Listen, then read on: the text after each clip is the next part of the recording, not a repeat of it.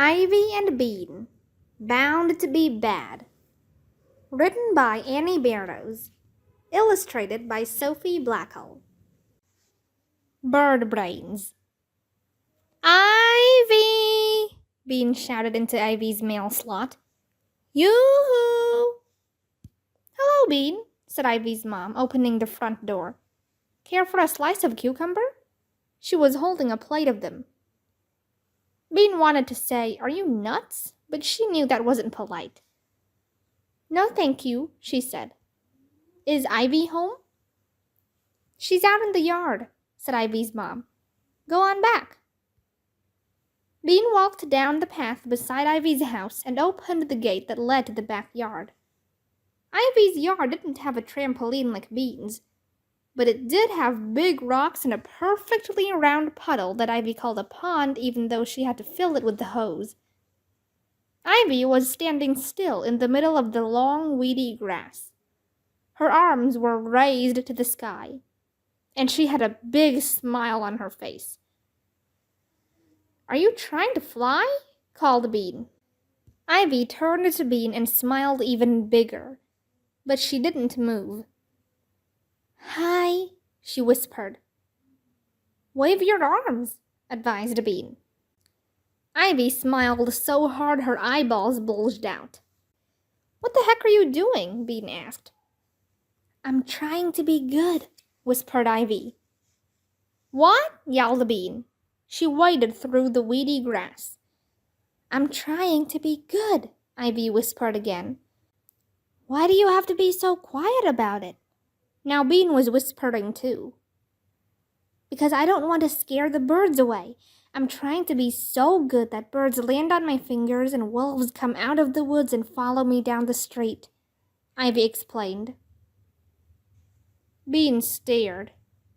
Why would being good make birds land on your fingers and wolves do whatever you just said? I found out about it yesterday.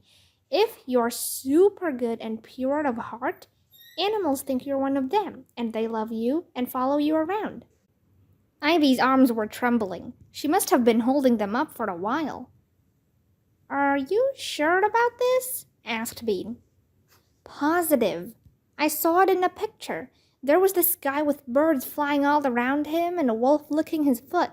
My mom said this guy was so good that wild beasts talked to him and birds swarmed after him.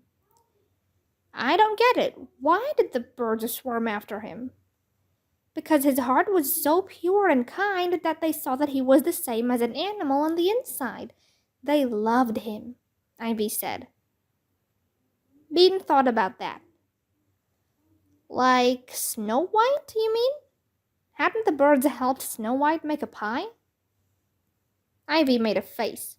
Snow White wasn't good. She was a goonball. Everyone knows you're not supposed to eat stuff you get from strangers. But the birds liked her, said Bean. Maybe the birds felt sorry for her, but they didn't think she was one of them, said Ivy. Anyway, I don't want to be like Snow White. I want to be like the guy in the picture. I want a wolf to follow me because I'm pure of heart. A wolf. Bean pictured a shaggy wolf walking beside her while a bird rested on her shoulder. Her mom and dad would be scared half to death, but Bean would say, The wolf won't hurt you. He's my friend. Then the wolf and Bean would give each other long, understanding looks. And then Bean's mom and dad would feel rotten because they hadn't realized that Bean was so pure of heart. They had thought she was a pain. Bean smiled at Ivy. A wolf would be pretty cool. Yeah, Ivy smiled dreamily. We could share him, said Bean. Sure we could, said Ivy. That's what good people do. They share.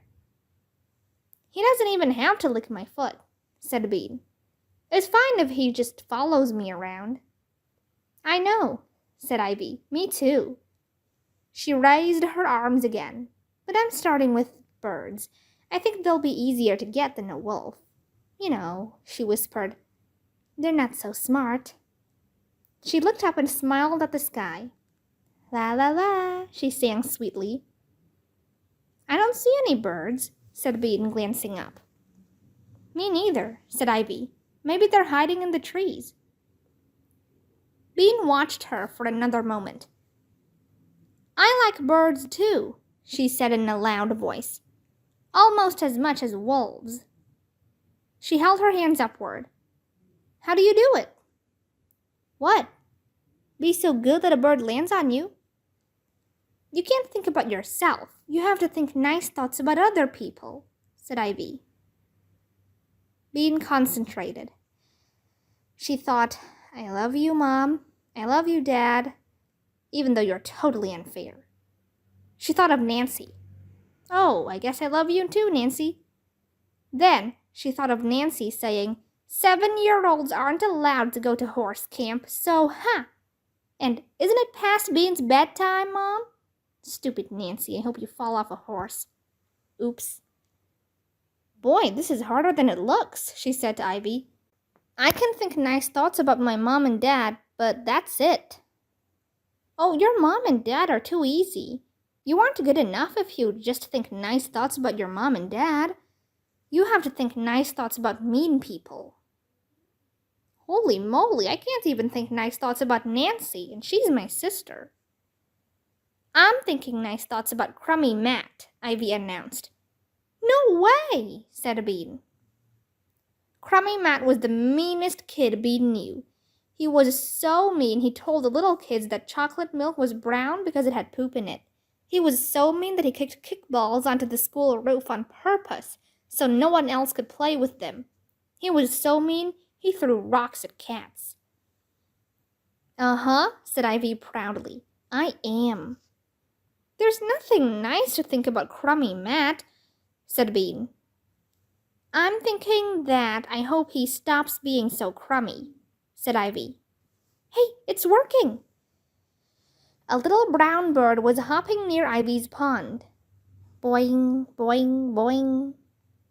Ivy held her breath. Here, birdie, squeaked Bean. The bird flew away. Ivy sighed. Now I have to start all over again. Sorry, said Bean. Ivy smiled in a pure-of-heart way at Bean. Now I'm thinking nice thoughts about you, she said. Bean didn't like the sound of that. A crummy plan. Bean could not think one more nice thought. She had thought something nice about every single kid in her class. She had wished that there were peace on earth and no more litter. That should make the animals happy. And that everyone had plenty to eat and only things they liked. Not one bird had come anywhere near her. There was sweat dripping out from under her hair. Plus, her arms ached. Shoot, said Bean, dropping her arms. How long was it before the wolf licked that guy's feet and followed him home? Ivy dropped her arms, too. I think it only took him a few minutes. But we're just beginners. He was an expert. The mayor called him out especially to talk to the wolf because the wolf had been eating up the townspeople. In the picture, there were all these arms and legs lying around. But the good guy and the wolf had a talk, and the next thing you know, the wolf licks his foot and only eats vegetables. Arms and legs lying around? Asked Bean. Gross, but interesting. Yeah, said Ivy. He was a really bad wolf until he met that good guy. Bean pictured herself patting the wolf's shaggy head. He was trotting alongside her, with his wolf claws clicking on the sidewalk. Grateful townspeople waved. I bet the people were pretty glad not to be eaten too, she said. Hey, said Ivy. She was smiling. A real smile. Not a thinking nice thought smile. What if we did something like that? What, put fake arms and legs around? Bean asked. Not that, said Ivy. I mean turning evil to good. If we turned a bad person into a good person, it would be almost like getting a wolf to stop eating people. Yeah, said Bean. That would mean we were so good that we could infect other people with our goodness. She could almost feel the goodness oozing out of her.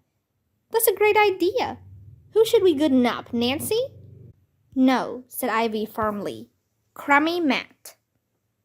Bean stared at Ivy. Are you bonkers? He's going to squash us like bugs. Crummy Matt was 10 years old. He bragged that when he was 3, his mother had taken him to the doctor because she was worried he was a giant. The doctor said that Crummy Matt wasn't a giant. He was just big. Crummy Matt said he was the biggest 10-year-old in the country. He said there was a bigger 10-year-old in China, and that was the only reason why he wasn't the biggest 10-year-old in the world. No, he won't, Ivy said, because we're going to change him into a good person. How are we going to do that? Ivy looked around as if she would find the answer in the grass. I don't know, she said after a moment. Maybe just looking at us will make him nice. That's what happened with the wolf. Neither of them moved. We probably need a snack first, said Ivy. They each had some banana chips. Then Bee needed some milk. She spilled quite a lot of it. They wiped it up. Then Ivy had to go to the bathroom. Then Bean had to. When Bean came out of the bathroom, Ivy was smiling her pure thought smile. Come on, she said through her smiling teeth. Let's get going. Bean nodded. They walked toward the living room.